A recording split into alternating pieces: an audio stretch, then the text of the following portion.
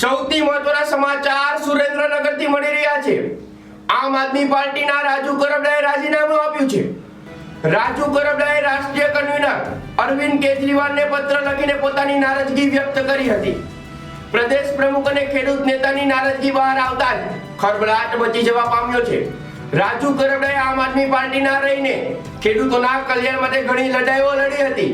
તાજેતરમાં બોટાદમાં બનેલી કડવી ઘટનાના સંદર્ભમાં તેમને જેલમાં ધકેલી દેવામાં આવ્યા હતા। જેલમાંથી મુક્ત થયા પછી તેમણે થોડા સમયમાં સુરેન્દ્રનગરમાં એક પત્રકાર પરિષદમાં રાજીનામું આપી દેતા રાજકીય ખળભળાટ મચી ગયો છે। સુરેન્દ્રનગર આમ આદમી પાર્ટીના એક આશાસ્પદ નેતા રાજીનામું આપી દીધું છે, જેના કારણે રાજકીય આલમમાં અનેક તર્ક વિતર્ક સર્જાય છે। આવા સમાચાર જોવા માટે જોતા રહેજો સત્ય સમાચાર ન્યૂઝ। નમસ્કાર।